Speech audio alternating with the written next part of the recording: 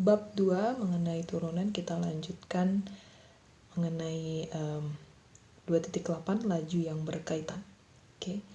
Nah, di 2.8 ini berbicara tentang laju yang berkaitan. Saya mau kita lihat dulu satu ilustrasi ya dari satu gambar. Ini dia. Oke. Oke, coba perhatikan di sana ada satu orang anak namanya si Butet lah ya. Nah, si Butet ini lagi berdiri mengamati sebuah balon udara. Oke, mengamati sebuah balon udara yang mana bergerak dari permukaan tanah hingga ke atas. Oke, saya nggak pakai angka-angka yang di sini, saya cuma minjem situasi yang ada di sini ya. Saya nggak pakai angka-angka spesifiknya. Nah, jadi dia berdiri di sebelah sini. Oke, kita bisa lihat bahwa balon ini bergerak dari permukaan tanah menuju ke atas dengan satu kecepatan tentunya ya. Kemudian jarak antara si Butet terhadap balon yang bergerak ini juga kan terdapat perubahan kan? Ya, terdapat perubahan di sana. Berbicara tentang perubahan, kita akan kaitkan itu dengan kecepatan. Dengan kata lain, ya kan, di sini terdapat kecepatan dari balon yang bergerak dari permukaan tanah menuju ke atas, dan juga terdapat kecepatan dari jarak si Butet terhadap balon udara yang bergerak ini. Nah, itu dia. Jadi, laju yang berkaitan itu berbicara tentang dua hal yang terjadi secara bersamaan. Mungkin juga sih lebih dari dua ya, mungkin 3 atau lebih. Tapi yang terjadi itu adalah lebih dari satu hal yang terjadi pada saat bersamaan. Oke, perhatikan di sana bahwa seiring dengan terjadinya perubahan waktu, terdapat perubahan ketinggian dari balon udara terhadap tanah, dan juga terdapat perubahan dari jarak si Butet ataupun si pengamat tadi terhadap balon udara. Nah, itu ya kira-kira ilustrasi sederhananya bisa dipahami. Nah, kita lihat ke slide-nya tadi lagi. Oke, di sini ada contoh soal, tapi sebelum ke contoh soal yang ini saya pengen pakai contoh soal yang masih terkait dengan kegiatan si Butet ini tadi ya. Oke. Nah, di sini coba perhatikan, ini saya minjem soal yang dari buku. Ada sebuah balon kecil dilepas pada jarak 150 dari seorang pengamat yang berdiri di tanah. Kali ini berbicara tentang balon yang kecil ya. Nah, balon ini naik secara lurus ke atas dengan laju 8 feet per detik. Seberapa cepat jarak antara pengamat dan balon bertambah pada waktu balon pada ketinggian 50 feet. Oke, jadi gini. Ada pengamat, kemudian ada balon. Ya kita pakai gambar sederhana aja lah ya, seperti ini kita ilustrasikan. Ini pengamatnya, ini balonnya. Nah, untuk T sama dengan 4, kondisinya kira-kira seperti ini. Seiring pertambahan waktu pada saat T sama dengan 8, maka H akan ikut naik. S-nya juga akan ikut bertambah. Pada saat T sama dengan 16, hal yang sama terjadi. H akan ikut naik dan S-nya juga akan ikut bertambah. Yang konstan di sini adalah posisi dari si pengamat terhadap titik awal dari si balon. Ini konstan ya. Yang berubah itu adalah S dan juga si H. Oke, S dan H. Nah, kalau gitu ini bisa kita modelkan. Oke, ini bisa kita modelkan dan bisa kita selesaikan persoalannya tadi. Kita bisa modelkan, kita bisa ketahui bahwa balon naik secara lurus ke atas dengan laju 8 feet per detik, berarti apa nih? DH/dt-nya. Oke, DH/dt-nya itu sama dengan 8. Nanti di ini selanjutnya kayaknya ada penjelasannya penjabarannya lah ya, lebih detail. Nah, DH/dt-nya sama dengan 8. Terus udah gitu, jarak antara si balon terhadap pengamat tadi 150. Itu bisa kita modelkan juga ya. Kemudian yang ditanya, seberapa cepat jarak antara pengamat dan balon bertambah pada waktu balon pada ketinggian 50 feet. Kira-kira udah kelihatan belum yang ditanya di sini? Iya, S-nya ya. Tapi lebih spesifik lagi yang ditanya itu adalah ds dt. Iya, perubahan S terhadap waktu. Oke, kita coba ke penyelesaiannya. Ini di sini ya. Nah, apa yang diketahui? Yang diketahui tadi kita tahu bahwa dH/dt-nya sama dengan 8.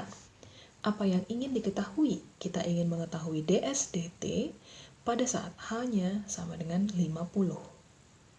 Oke. Terus bagaimana S dan H terkait? Variabel-variabel S dan H dengan berubahnya waktu, tapi mereka selalu dikaitkan oleh persamaan Pythagoras. Ya, jadi dH/dt diketahui, yang ingin dicari adalah ds dt untuk H sama dengan 50. Nah, tapi S dan H bisa kita modelkan kayak gini dia. Sebentar ya, saya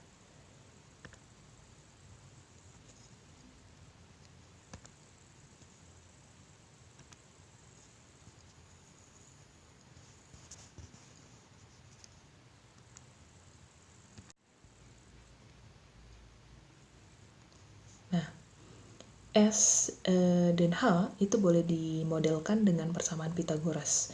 Jadi dia tuh kayak gini tadi sebenarnya. Di sana nggak kelihatan lagi gambarnya, jadi kita bisa gambarkan aja lah ya. Kita punya ini ada S, ini punya H. Oke, yang ini 150 tadi jaraknya toh. 150. Sudah. Nah, sekarang variabel-variabel S dan H berubah seiring dengan perubahan waktu. Oke, dan mereka ini adalah fungsi implisit dari waktu. Oke, mereka adalah fungsi implisit dari waktu. Bayangkan saja dia itu kalau dalam turunan kalau misalnya diturunkan, kalau tadi variabelnya itu dalam T kan gampang ya. Jadi maksud saya gini, misalnya 4T kuadrat, kemudian diturunkan terhadap T. Ya sudah, berarti dapat hasilnya apa nih? 8T, karena dia dalam T. Tapi variabel kita kan S sama H, bukan dalam T. Oleh karena itu, variabel S dan variabel H ini kita sebut sebagai fungsi implisit dari T. Oke. Namun dengan menggunakan pemodelan Pythagoras, kita boleh kasih persamaannya S kuadrat sama dengan H kuadrat tambah 150 kuadrat, ya kan? Sisi miring sama dengan kuadrat dari sisi miring sama dengan kuadrat dari sisi tegak dan sisi datarnya dijumlahkan. Nah, kalau gitu kita bisa dapetin ds dt-nya dengan cara menurunkan persamaan ini tadi secara implisit. Oke, kita turunkan secara implisit. Apa yang kita punya kalau gitu, kita udah belajar sebelumnya bahwa kalau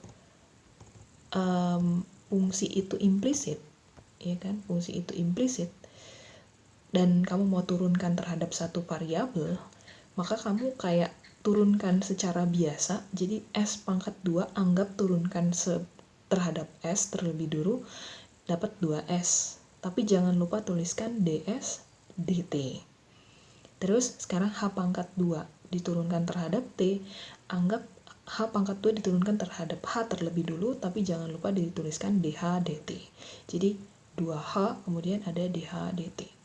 150 pangkat 2 merupakan konstanta, dan dia diturunkan terhadap T akan mendapat hasil sama dengan 0. Jadi nggak ditulis lagi ya di sini kan. Ini penyelesaian di langkah kedua.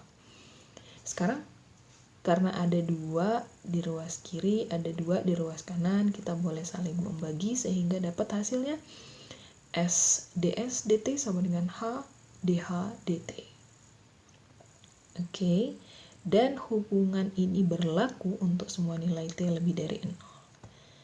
Nah, kita balik lagi ke pertanyaan. Pertanyaannya tadi apa? ds dt ya? ds dt. Gunakan H sama dengan 50. Itu H sama dengan 50. Jadi untuk menentukan S, ya kan, kita boleh gunakan rumus Pythagoras tadi, yaitu S kuadrat sama dengan H kuadrat tambah 150 kuadrat, atau dalam penggunaannya nanti kita boleh pakai S sama dengan akar dari 50 pangkat 2 tambah 150 pangkat 2. Hanya ini ya kan. Ini hasilnya adalah 50 akar 10. Sekarang substitusikan masing-masing nilai yang tadi sudah kita dapat. Kita udah tahu S, kita sudah tahu H, H-nya sama dengan 50 tadi ya. Kita udah tahu dH dt yang sama dengan 8. Kita substitusi ke dalam persamaan yang ini. Oke, yang saya kasih bintang itu. Sehingga Anda dapat 50 akar 10 ds dt sama dengan 50 dikali 8, yang berarti bahwa ds dt-nya adalah 8 per akar 10, atau dalam hampirannya gitu kan ya, pendekatannya nilainya sama dengan 2,53. Artinya adalah pada saat H sama dengan 50, jarak antara balon dan pengamat bertambah dengan kecepatan 2,53 feet per detik. Gitu ya. Jadi itu salah satu penggunaan dari laju yang berkaitan. Kita ke slide-nya dulu. Tadi kita punya di sini. Oke. Ada contoh soal yang lain ya. Ada terkait dengan sebuah pesawat udara. Mungkin saya lebih jelas kalau di gambarnya saja karena saya langsung ambil dari buku. Oke, ini dia. Nah, gini. Ini ada pesawat terbang nih. Ada dua pesawat terbang. Tapi yang satu duluan terbang dari yang lain. Nah, ya, jadi gini. Pesawat yang pertama terbang ke utara dengan laju 640 mil per jam. Terus nyusul pesawat yang kedua 15 menit kemudian. Tapi lajunya dia lebih lambat, 600 mil per jam. Oke, dan dia arahnya ke arah timur. Kalau yang tadi dia arahnya ke utara, yang ini arahnya ke timur. Pertanyaannya, jika pesawat-pesawat itu terbang pada ketinggian yang sama, seberapa cepat mereka berpisah pada pukul 13.15. Kalau Anda ilustrasikan dia dalam segitiga gitu ya. Ini tadi titik originalnya, titik asalnya. Pesawat pertama bergerak ke arah utara. Oke. Dan kecepatan 640. 15 menit kemudian ada pesawat kedua yang bergerak ke arah timur, berarti ke arah sini, dan kecepatan 600. Oke. Nah, kalau kita misalkan T menyatakan lamanya jam setelah pukul 12.15, Y jarak dalam mil yang ditempuh pesawat ke arah utara setelah pukul 12.15, X adalah jarak yang ditempuh oleh pesawat ke arah timur setelah pukul 12.15, dan S adalah jarak antara pesawat-pesawat tersebut. Ya, jadi kayak gini dia. Oke, ini S-nya tadi, ini X-nya tadi, kemudian ini si Y-nya, tapi gini. Ada tambahannya di sana bahwa dalam waktu 15 menit dari tengah hari ke pukul 12.15, pesawat ke arah utara terbang 640 per 4, atau ini sama dengan 160 mil. Oke, 640 per 4 karena satuannya kan per jam kan. Maksudnya gini, 640 mil itu berlaku untuk 1 jam. Berarti dalam waktu 15 menit kamu bagi 4 kan, biar tahu berapa lajunya, berapa jaraknya untuk waktu yang 15 menit gitu. Jadi 640 per 4 sama dengan 160 mil. Artinya si pesawat pertama tadi udah bergerak sejauh Y ditambah 160. Jadi bukan hanya Y, tapi Y ditambah 160 karena kan dia 15 menit duluan gitu ya. Jadi dia tambah 160, terus kita punya X dan kita punya S sebagai jarak antara kedua pesawat tersebut. Sudah, dalam hal ini kita tahu bahwa DY/DT-nya sama dengan 640. Oke. Ini diambil dari kecepatan untuk pesawat pertama. Terus dx/dt-nya sama dengan 600, yang ini adalah kecepatan untuk pesawat kedua. Terus diketahui untuk ds/dt pada saat t sama dengan 1. Kita ingin mengetahui ds/dt pada saat t sama dengan 1, yaitu di pukul 13.15.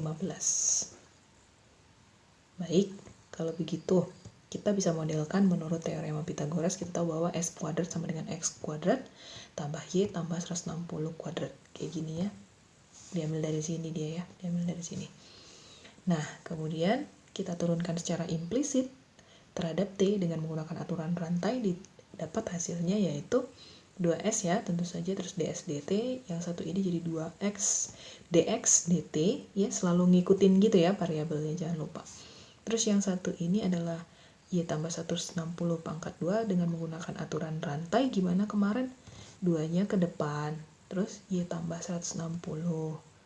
Oke, kemudian ada y di sana, y-nya jadi turunan pertamanya ditentukan, berarti dy dt. Bukan, maksud saya gini, 1 ini kan diturunkan terhadap y kan dia dianggap 1 kan, terus udah gitu jangan lupa tuliskan dy dt, jadi 1 kali dy dt, sehingga tinggal dy dt gitu ya. Baik, kalau gitu ini boleh dituliskan kembali sebagai s ds dt sama dengan x dx dt tambah y plus 160 dy dt, karena ada 2 di sana, boleh saling membagi.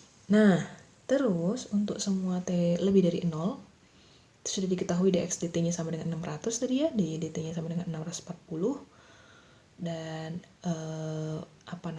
s-nya boleh ditentukan sebagai akar dari 600 pangkat 2 ditambah 640 tambah 160 pangkat 2 yang nilainya sama dengan 1000.